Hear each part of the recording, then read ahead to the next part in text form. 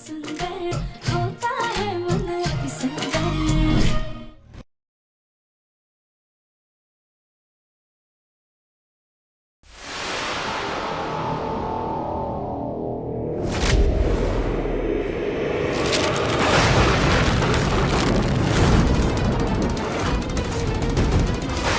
इस पैकेट के बारे में तो हम भूल ही गए थे।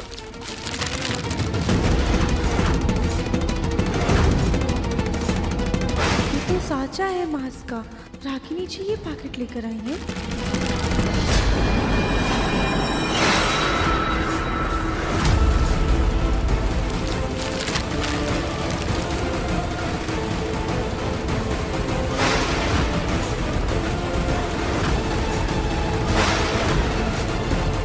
रागिनी जी कल इसी आदमी से बात कर रही थी।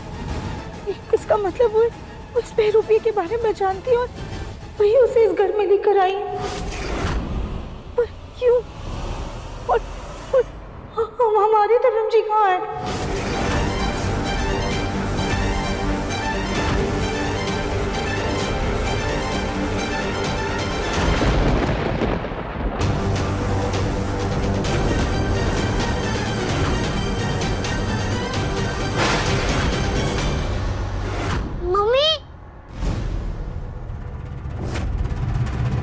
मम्मी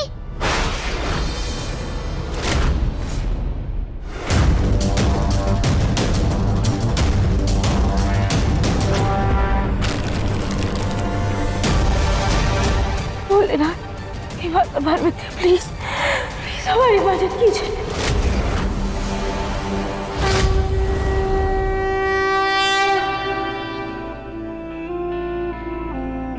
हे कान्हू जी, हे भोलेनाथ जी, मुझे मेरी मम्मी चाहिए। अगर वो किसी प्रॉब्लम में है तो उनकी हेल्प कीजिए और उन्हें मेरे पास भेज दीजिए।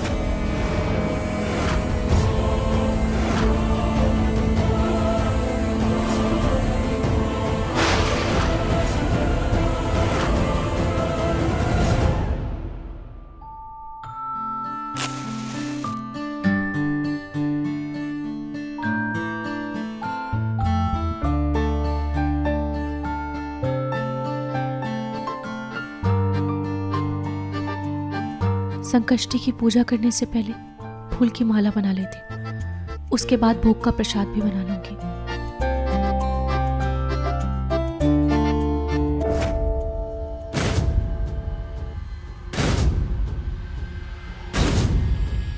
नाहर जी,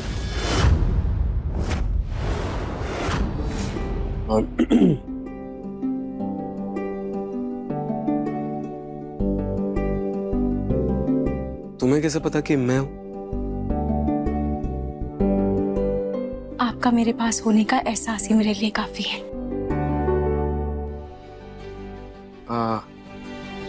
रोहित, तुम्हारा फोन टूट गया था ना, ये लो तुम्हारे लिए नया फोन।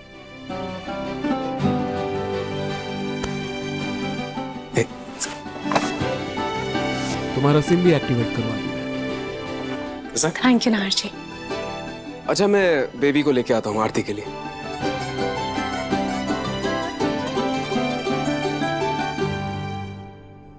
मुझे मेरी मम्मी चाहिए। अगर वो किसी प्रॉब्लम में है तो उनकी हेल्प कीजिए। हमारी मदद कीजिए।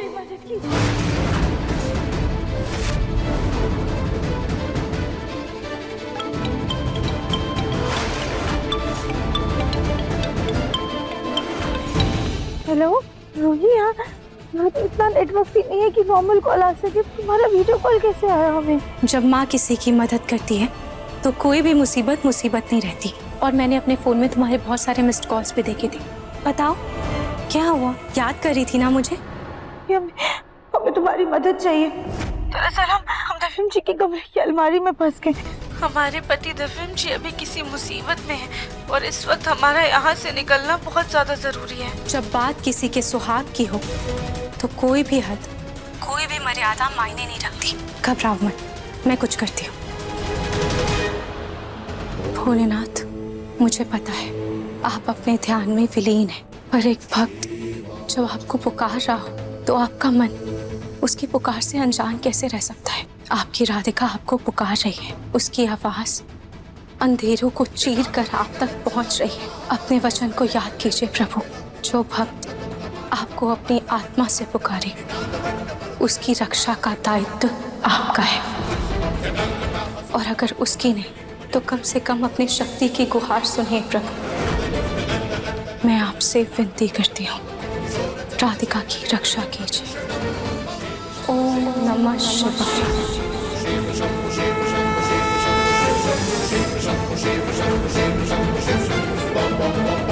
मेरी प्रार्थना सुनने के लिए धन्यवाद प्रभु। सांभर बनकर तैयार भी हो गया, लेकिन देवरानी जी नजर नहीं आ रही हैं।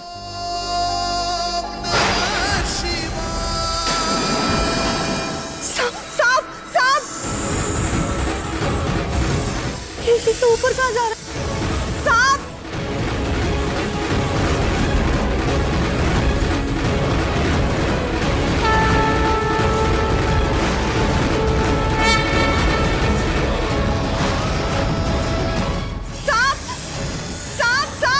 कोई बचाओ!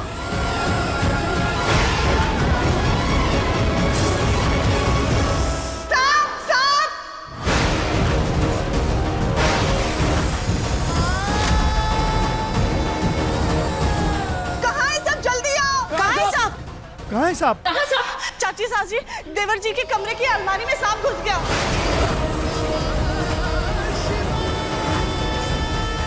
क्या? तब तो अलमारी खोल करके सांप को बाहर निकालना होगा। मुन्ना चल जल्दी बेटा। हाँ लेकिन चाबी तो पता नहीं कहाँ पे, और रागिनी अलमारी बंद करके चली गई है, कैसे खोलेंगे?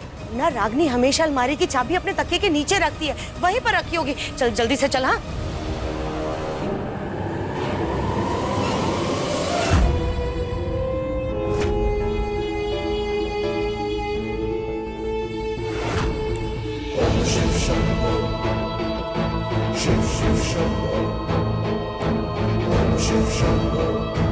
हमें एहसास हो गया है कि आप राधिका की मदद कर रहे होंगे।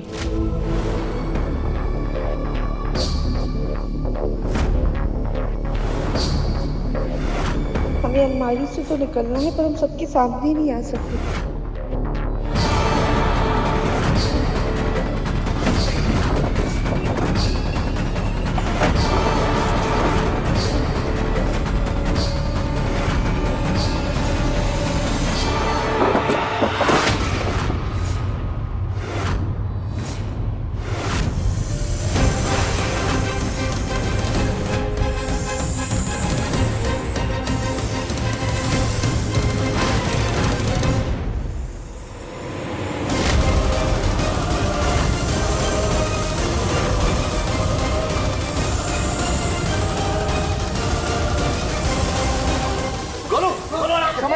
संभल के जा।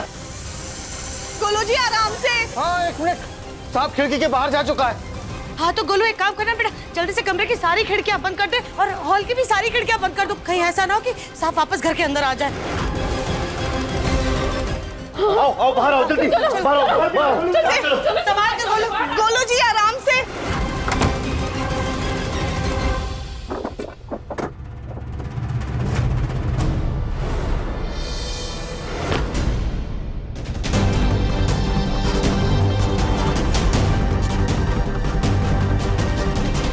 धन्यवाद भोलेनाथ। लेकिन हमें अभी भी समझ नहीं आ रहा है कि बिना नेटवर्क की रूही का फोन कैसे आया हमारे पास।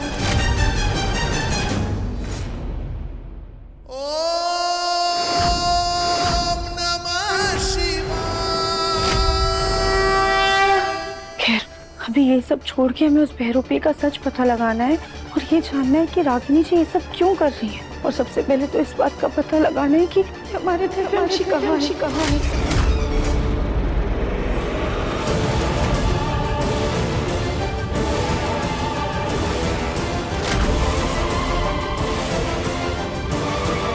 पहेली को सुलझाने में शायद एक ही इंसान हमारी मदद कर सकता है।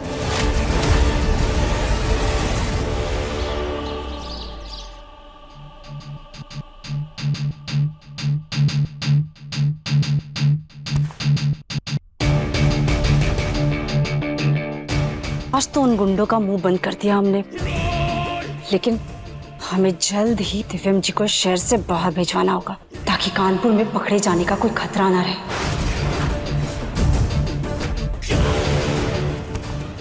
एक तो इस आदमी का एक भी गुण दिव्यम जी से नहीं मिलता। पूरा कमरा फैला रखा है।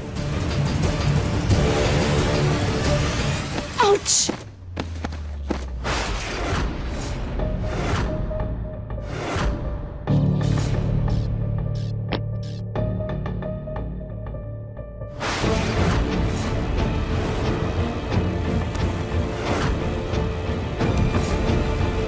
ये बिछिया किसकी है? कहीं देखी देखी सी लग रही है।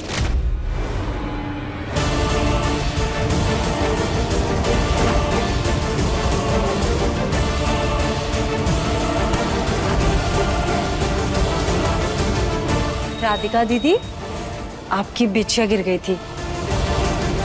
नहीं,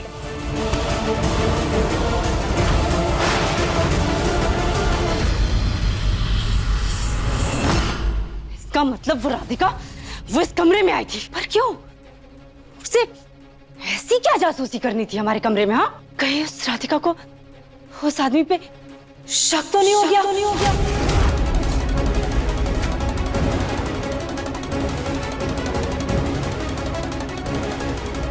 नहीं नहीं, ऐसा नहीं हो सकता। अगर ऐसा होता तो वो चुप नहीं बैठती। हाँ, चाहे जो भी हो जाए, हमें अब और सतर्क रहना पड़ेगा।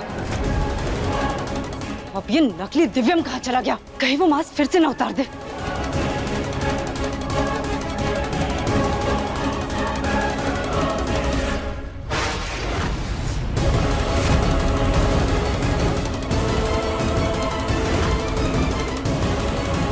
इसने फिर से मास्क निकाल दिया। और ये मास्क निकाल कर गया कहाँ? इसका तो कुछ परमानेंट इलाज करना पड़ेगा।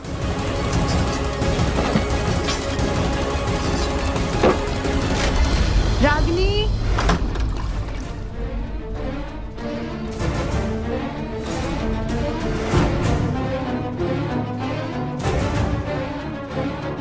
एक तो पता नहीं इस मास्क से कब छुटकारा मिलेगा हमको।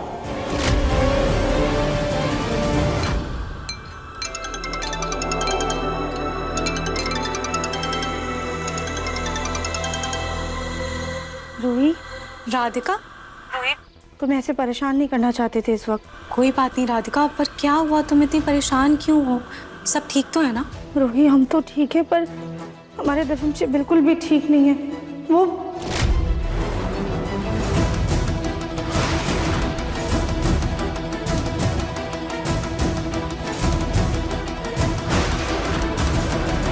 रूही, हमें कुछ भी समझ में नहीं आ रहा है कि हम कैसे उस नकली दिव्यम का पर्दाफाश करें। अपने दिव्यम जी को कैसे ढूंढें? उस नकली दिव्यम से बात करें क्या? राधिका, बातों से अगर लोगों के छल सामने आते तो ये पूरी दुनिया शीशे की तरह साफ होती। पर ये वो कलयुग है जहाँ धर्मराज को भी अपने सच का प्रमाण देना पड़ता है। राधिका, तुम बिना सबूत के उस आदमी का पर्दाफाश नहीं कर पाओगे। और इंसान के असलियत का सबूत उसके व्यक्तित्व में झलकता है। रूही, हम तो उसका नाम तक नहीं जानते, कमजोरी कैसे पता करें? राधिका, किसी की कमजोरी ढूंढने के लिए उसके बारे में जानना जरूरी नहीं होता। कमजोरी तो व्यक्ति के हाव भाव में झलकती है। एक बार आंख बंद करके उसके बारे में सोचोगी तो उसकी कमजोरी खुद ब खुद समझ जाओगी।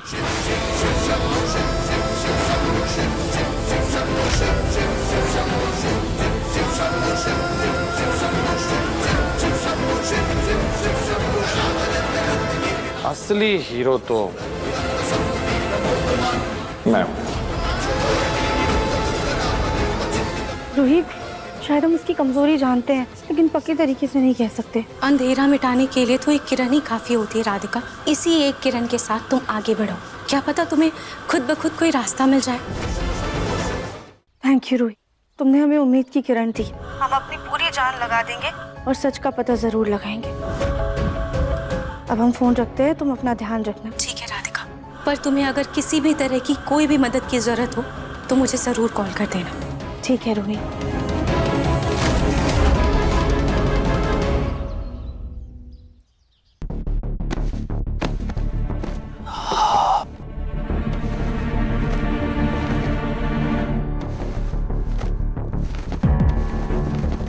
क्या कर रही हो? सॉरी दिव्यम जी, वो हमारा ध्यान नहीं गया।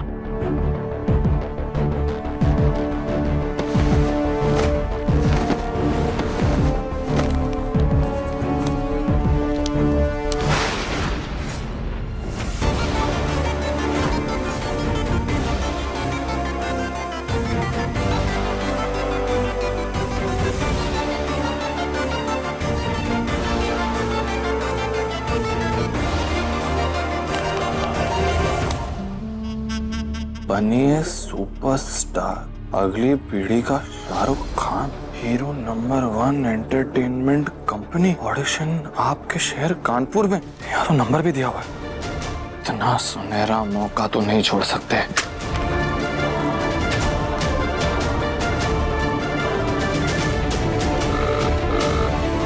Welcome to hero number 1 entertainment company. अब मैंने आपका एड देखा, पढ़ा न्यूज़पेपर में। आप मुझे बता सकते हैं कि आप किसके लिए ये ऑडिशन कर रहे हैं और कहाँ पे कर रहे हैं?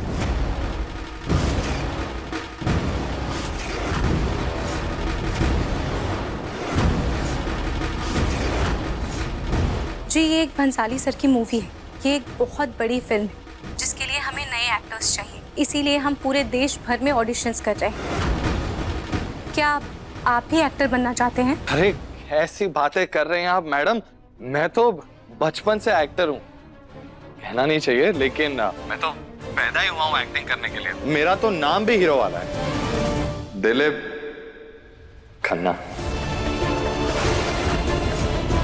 ठीक है सर, तो आप अपनी लेफ्ट प्रोफाइल, राइट प्रोफाइल की एक फोटो शेयर कर दीजिए। और सर, ऑडिशन का टाइम बहुत ही कम है, तो प्लीज थोड़ा जल्दी कीजिएगा। मैं अभी भेजता हूँ आपको, अभी फोन रखते। हाँ, thank you madam. Dilip Khanna theatre में आएगा।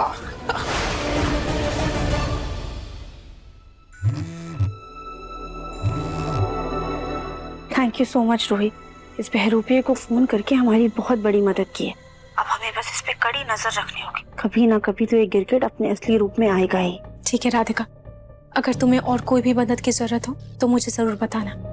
अभी फिलहाल के लिए मैं रखती हूँ, सब पूजा के लिए मेरा इंतजार कर रहे होंगे। भगवान से हमारे दिव्यम जी के लिए भी प्रार्थना करना कि वो जहाँ कहीं भी हो बिल्कुल सही सलामत हो।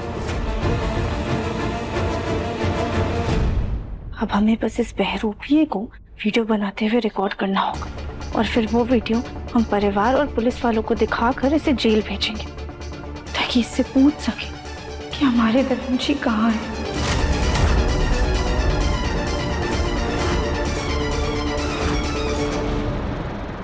खतरनाक एक्टिंग करेंगे कि सीधा हीरो बनाएंगे हमको। हीरो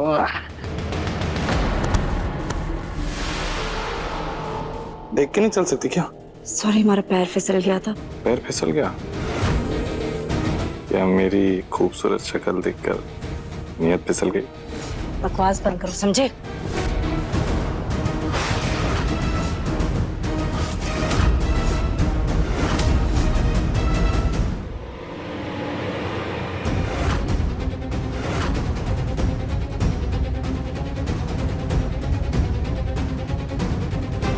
इन्होंने तो दरवाजा अंदर से बंद कर दिया। एक काम करते हैं, खिड़की से देखते हैं।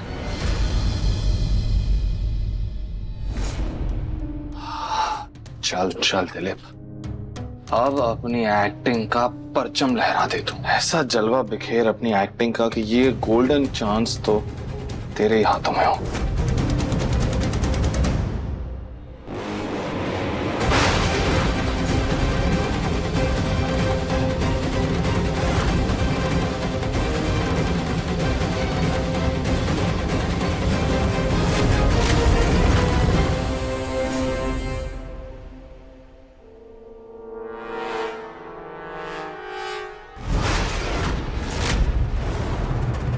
पहला वाला ग्लू इतना मजबूत नहीं था। ये काम करती हूँ, इस बार परमानेंट ग्लू लगा देती हूँ।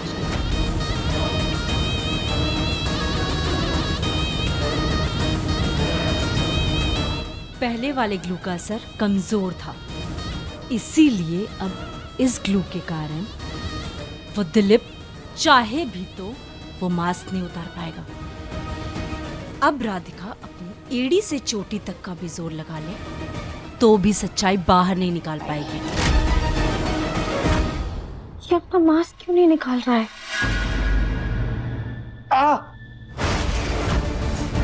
ऐसा क्यों लग रहा है कि ये मास्क निकलेगा तो अपने साथ साथ मेरी खाल भी निकाल देगा ये। हे भगवान, अगर इसने अपना मास्क नहीं निकाला तो हम परिवार के सामने इसकी सच्चाई कैसे लेकर आएंगे?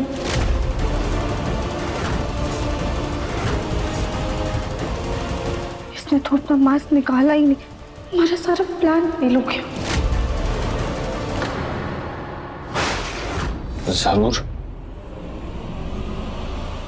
जरूर उस रागिनी ने कुछ तो किया होगा।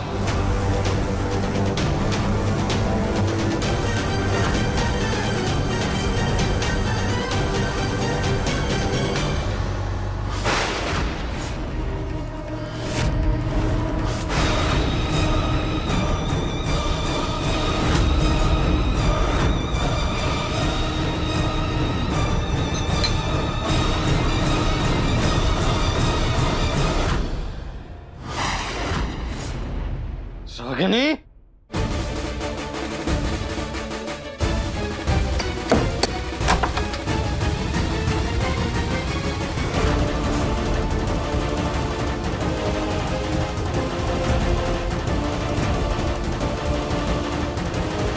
भगवान, यहाँ कैसे फंस गए हम? कैसे निकले?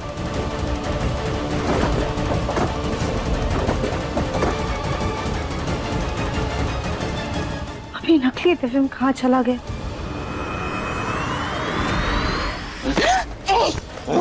बता बता मुझे, पागल औरत, क्या किया तूने मेरे मास्क के साथ? हाँ? वही जो हमें बहुत पहले कर लेना चाहिए। इस मास्क के साथ अब हम और रिस्क नहीं उठा सकते, समझे तुम? इसीलिए हमने इसमें परमानेंट ग्लू लगा दिया है,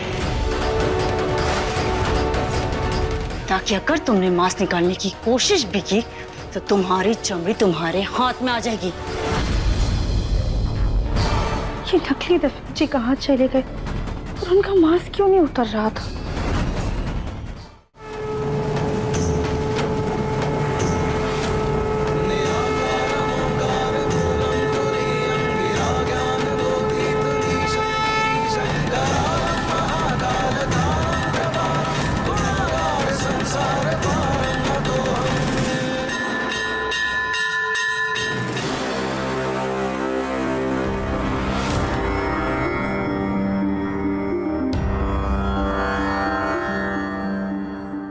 मुझे यकीन था कि मेरी बेटी अपने बच्चे को, अपने परिवार को छोड़कर कहीं नहीं जाएगी। रूही की सच्ची श्रद्धा और मंदिर में भक्ति से की गई सेवा ही जो आज माँ जी के अंदर से माता जी चली गई और जाते जाते अपना आशीर्वाद भी दे गई।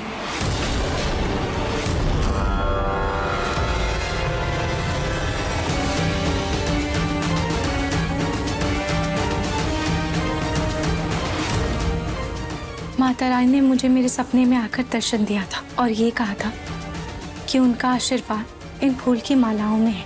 आज की पूजा में जो भी इन मालाओं को पहनेंगे उन पर माता रानी का आशीर्वाद होगा और उनकी सारी इच्छा पूरी होगी। अरे वाह, ये माला तो हम सभी लोग पहनेंगे। लाओ बेटा, इधर लाओ।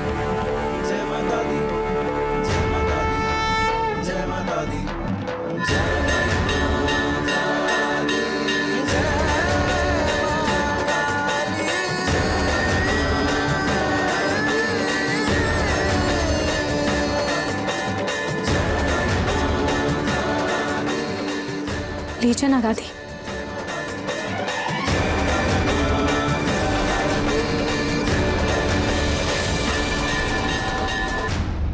हो ना हो, ये रूही का कोई नया नाटक है। जैसे पिछली बार भूत बनकर डराया था ना, इस बार भी ये मेरे साथ कोई नया खेल खेल रही है।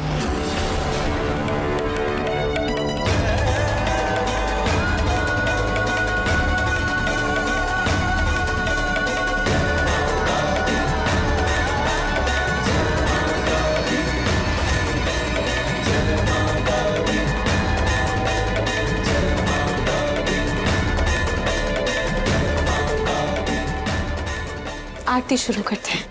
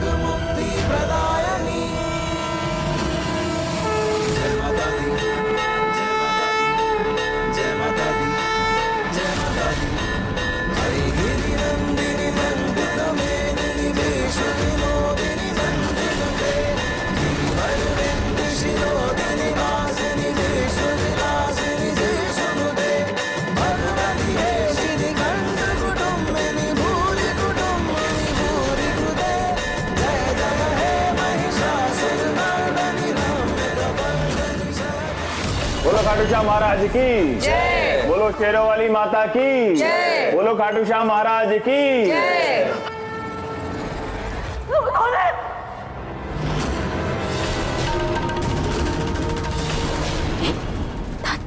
माँ बचाओ।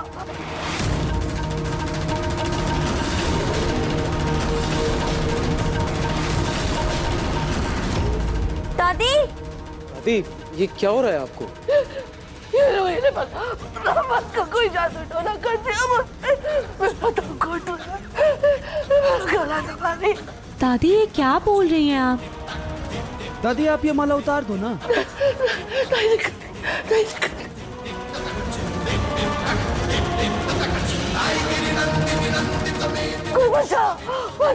छोटी माँ आजा लल्ला।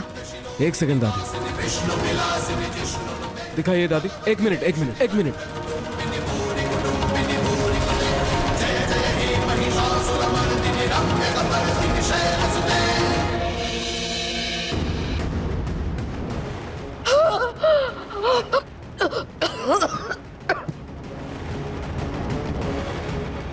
ये देखिए ना, इतनी आसानी से निकल गई। फिर से झूठा नाटक करके आप रूही के पीछे पड़ गई ना। मैं नाटक नहीं कर रही हूँ, सच में ये वाला मेरा गला दबा रही। दादी आपको माला नहीं पहनी तो ना सही, लेकिन रूही पर इतना घटिया इल्जाम तो मत लगाइए। पिछली बार भी इल्जाम लगाया था, घर छोड़कर चली गई थी, भी फिर से ये इल्जाम। रहने दीजिए नाहर जी, शायद अभी अभी दादी के शरीर से माता रानी गई है ना, इसीलिए उनको थोड़ा भारीपन सा लग रहा होगा। वो अपने आप ही ठीक हो जाएंगी। लगता है दादी रूही को देखकर बौखला गई है। आंटी मैं लेके जाती हूँ दादी को कमरे में। हाँ चले दादी।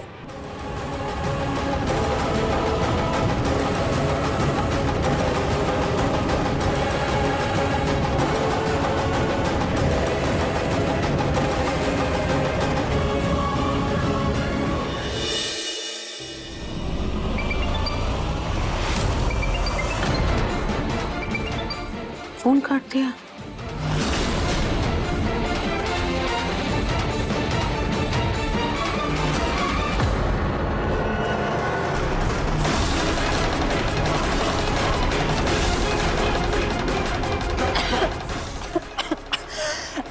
क्या हुआ तुझे? ठसका लगा? पानी दूं? ये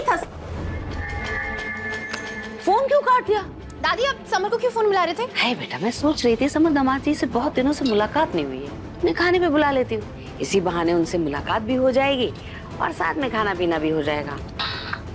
लेकिन पहले समर दामाद जी ने फोन काट दिया और अब तूने। क्या बात है, तुम दोनों के बीच में कोई बात हुई है? कोई झगड़ा हुआ है क्या? अरे नहीं दादी, ऐसा कुछ भी नहीं है, सब कुछ ठीक है। बल्कि अभी थोड़ी देर पहले समर से बात हुई थी मेरी, वो प्रोजेक्ट के सिलसिले में गया हुआ है ना काम से, तो थोड़ा बिजी है वहाँ पर। अब आप ऐसे बार बार फोन करोगे तो उसे डिस्टर्ब हो जाएगा, है ना, अच्छा नहीं लगेगा ऐसे। और ये सब आप क्या लेकर बैठ गए हो? घर के काम लेकर बैठ गए फिर से? चलो आराम करो आप। अरे तू बैठ आराम से पहले, और आराम तो मैं कर ही लूंगी। बस एक बार तो ससुराल चली जाए, फिर मेरी सारी टेंशन खत्म। मेरी सास भी मुझे 100 बातें सुनाएगी वरना। दादी आपको मेरी टेंशन लेने की जरूरत नहीं है, समर है ना, वो सबको संभाल लेगा। और आप मेरी छोड़िए, अपनी फिक्र कीजिए। अरे हाँ, मैं तो भूल ही गई, आपके लिए बादाम भिगो कर रखे थे, मैं भी लेकर आती हूँ। हाँ पता नहीं, मुझे ऐसा लग रहा है कि कोई तो बात है। रूही को फोन लगाते।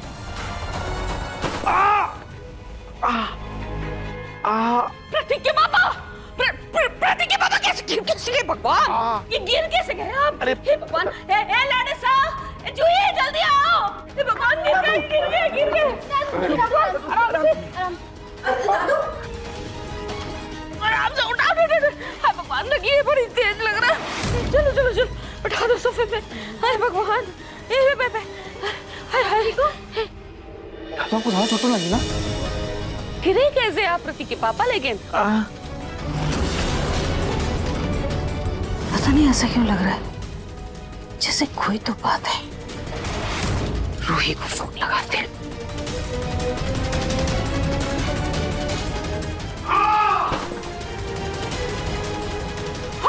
आपके पापा? पता नहीं, वो पैर वहां पे स्लिप हो गया जिसकी वजह से गिर गया। लेकिन अब ठीक है बेटा। थैंक गॉड दादू, मुझे तो लगा कहीं आपको भी हार्ट अटैक तो नहीं आ गया। अरे बेटा तू फिक्र मत कर, तेरे दादू को इतना जल्दी कुछ नहीं होने वाला है। हे तू बैठा क्यों है? पानी लेकर आ। हाँ अभिलाष। इससे पहले कि पूनम को रूही से जमाल दामाद जी का सच पता चले, मुझे उन्हें सब कुछ सच सच बताना होगा। लेकिन अभी अभी तो उनको दिल का दौरा पड़ा था, ऐसी हालत में कैसे बताऊं?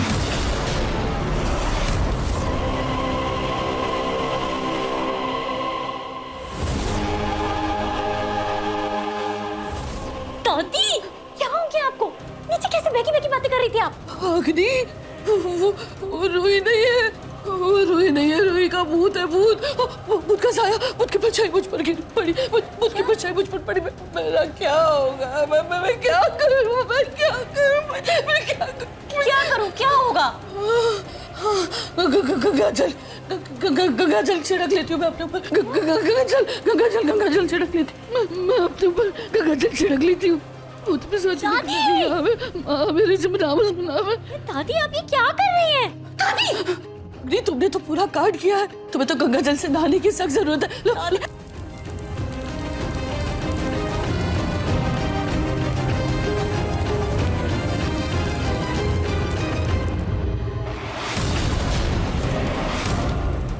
मैं कह रही हूँ ना, तुम इससे नहा लो, गंगा जल से नहा लो, तुम्हें जरूरत है। दादी ये क्या किया आपने? दादी दादी प्लीज, दादी होश में आइए आप।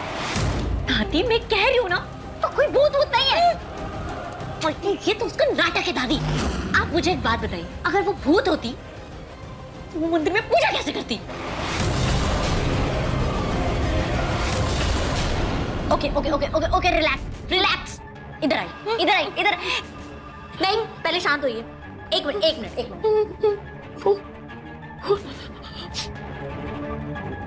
ये लीजिए आप पानी पीजिए। दादी आप मेरी बात ध्यान से सुनिए। डर के मारे ना सारा सच मत उगल देना। आपको याद है ना दादी, कैसे रूही ने मुझे लास्ट टाइम डराकर तो सारा सच उगलवा लिया था? याद है ना? क्या होता है भूत? कुछ नहीं होता है। पानी पियो।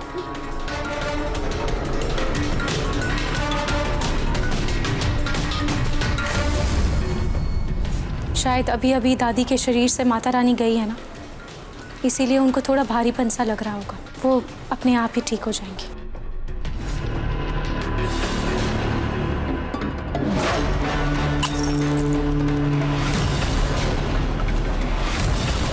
अगर वो भूत नहीं है तो उसने घर वालों को हमारी सच्चाई क्यों नहीं बताई? और वो दीवार तोड़ के बाहर कैसे आ गई?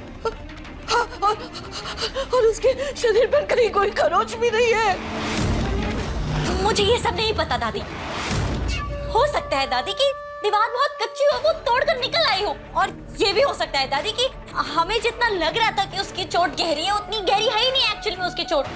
हाँ एक और पॉसिबिलिटी है दादी, कि ये भी तो हो सकता है ना कि उसके सिर पे चोट लगने की वजह से उसके याददाश्त का कुछ हिस्सा वो भूल गई हो। अग्नि मैं कह रही हूँ ना तुमसे, मेरी बात मानो। रूही भूत है, वो रूही नहीं, उसका भूत है। भूत है उसका। दादी भूत क्या होता है दादी? ये बढ़िया तो सटिया आ गई है, लेकिन इससे पहले ये कोई गड़बड़ करे, मुझे रूही का कुछ करना होगा। कुछ कहा तुमने अग्नि?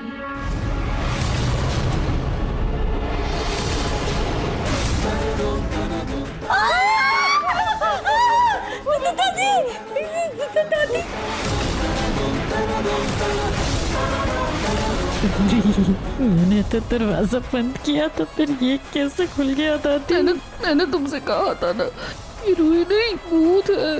भूतों को आने जाने के लिए दरवाजे खिड़की की जरूरत नहीं पड़ती। आप लोग तो ऐसे डर रहे हैं जैसे आप लोगों ने कोई भूत देख लिया हो। मैं तो बस आप लोगों से ये कहने आई थी कि नीचे खाना तैयार है, आ जाओ। नहीं मुझे भूख नहीं है, मुझे नहीं खाना। मैं आती हूँ, तुम जाओ।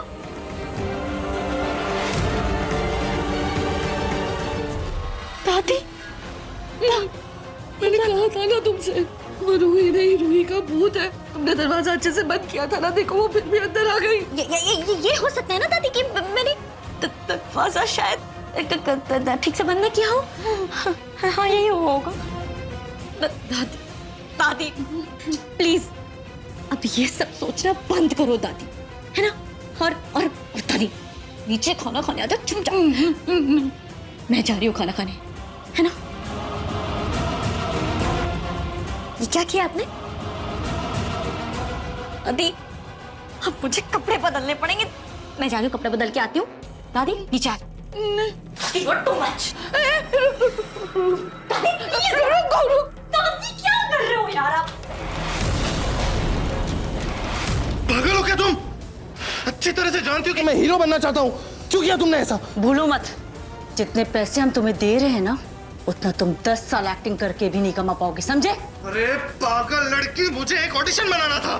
भाग जाए तुम्हारी ऑडिशन, समझे?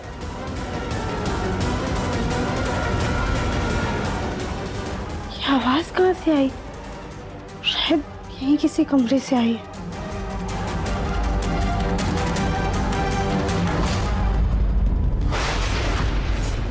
अब इस मास्क को उतारने की सोचना भी मत, क्योंकि वो राधिका तुम्हारा पोल खोलने की फिराक में है। क्या? ये देखो, ये राधिका का बिछुआ आज हमें हमारे कमरे से मिला है। वैसे ये बताओ, तुमने आज सुबह से ये मास्क उतारा तो नहीं है?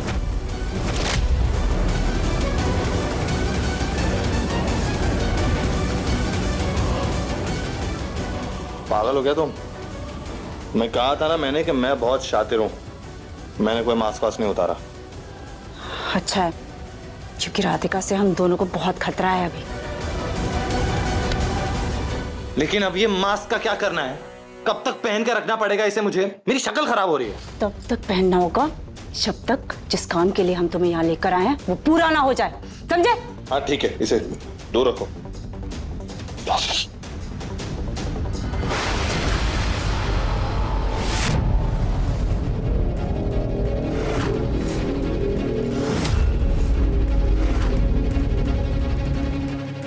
पापा चलो ना, मेरे साथ खेलो ना। बेटा पापा को बहुत काम करना है, आप जाओ गौरी दीदी के साथ खेलो, ठीक है? चलो मैं ले चलता हूँ। ये नकली दिव्यम तो बिल्कुल भरोसे के लायक नहीं है, और उस राधिका को भी हम बिल्कुल अच्छे से जानते हैं। जल्द से जल्द राधिका को घर से निकालने के लिए कुछ करना होगा, वरना वो हमारा सारा प्लान चौपट कर देगी।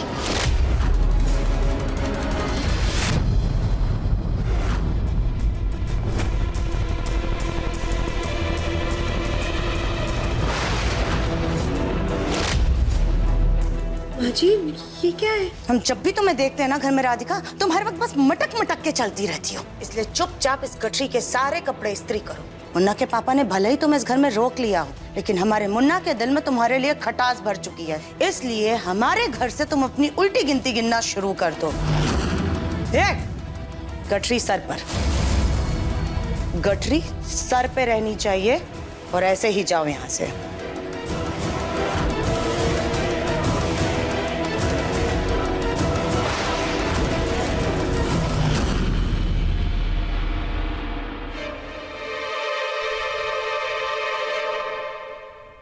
दादी, दादी आप आ गई? मैं आपके कमरे में ये खाना लेकर जा रही थी। बाकी सब लोग कहाँ हैं? दादी बाकी लोगों ने खाना खा लिया है, बस आप ही बची हैं। ये लीजिए। नमस्तस्यै नमो नमः, नमस्तस्यै नमो नमः।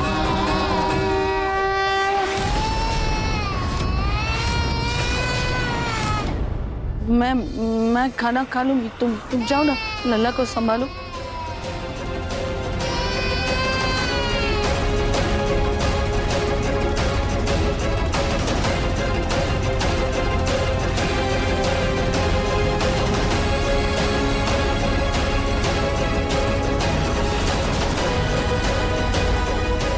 सीमेंट, ईंट, कंकड़, बालू, ये खाना दिया मुझे।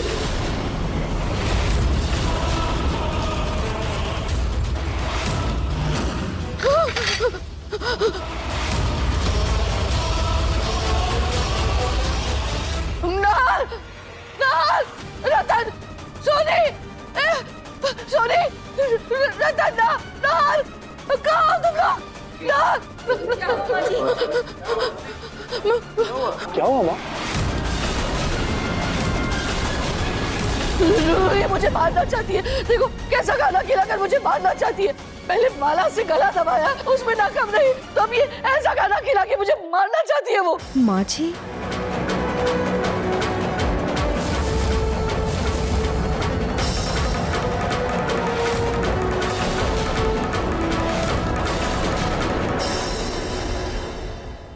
दादी, रूही ने जो ये खाना दिया है आपको इस खाने की आदत डालनी पड़ेगी। यही आपके लिए बेहतर होगा। नाल, बेटा ये क्या बोल रहे हो तुम? हाँ माँ जी, आपको इसके अलावा और कुछ नहीं मिलेगा। बकवास मत करो। तुम क्या चाहती हो कि मैं ये कंकड़ पत्थर वाला खाना खाऊं? हाँ ये आप क्या बोल रही हैं? अच्छे भले खाने को आप ईंट पत्थर बोल रही हैं? दिमाग खराब हो गया है क्या तुम्हारा? ये खाना तुमको अच्छा वाला लग रहा है? ये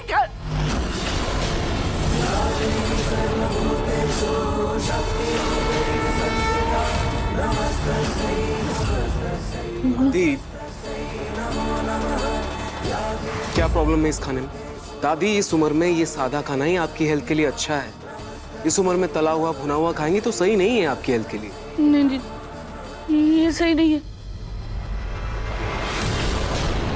ये नहीं हो सकता। ये नहीं हो सकता।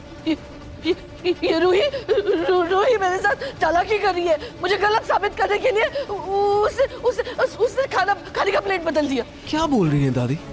रूही कहाँ है? रूही यहाँ है भी नहीं। फिर से आप उस पर इल्जाम लगाने लगे। रूही ऊपर है, लल्ला को सुला रही है, मैंने खुद देखा। माँ जी, मुझे लगता है आपकी तबीयत अभी भी ठीक नहीं है। माँ जी, ऐसा पौष्टिक खाना है, आप खाइए, आपको अच्छा लगेगा। नहीं, मुझे रूही के हाथ का कुछ नहीं खाना। नहीं खाऊंगी, नहीं खाना। अच्छा अच्छा ठीक है माँ जी, मैं आपके लिए अलग से खाना बना देती हूँ। हाँ, अलग से। आंटी, तब तक मैं दादी को बाहर लेके जाती हूँ, ताज़ी हवा में इनको अच्छा लगेगा शायद। चलिए दादा। दादी चलिए।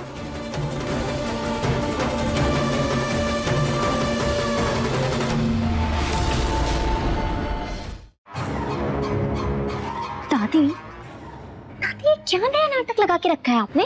आपको पता है रूही से ज्यादा ना आपकी हरकतें देख कर लग रहा है जैसे आपके अंदर भूत है। मैं झूठ नहीं बोल रही हूँ, मैं सच कह रही हूँ। मेरी थाली में सच में ईंट पत्थर थे। बस दादी, बस करो अब आप। नहीं दादी, आप इस डर के साथ अब और नहीं जी सकती। चलो मेरे साथ, हम खुद रूही से ये बात पूछेंगे। चलो मेरे साथ। अब पागल हो गई हो क्या? ऐसे कौन भूत से जाके पूछता तो भूत हो क्या? नहीं दादी, आज के आज आपके सारे भ्रम खत्म करने ही होंगे। चलो दादी, आज हम उस रूही से जवाब लेकर रहेंगे। नहीं, आप चलिए।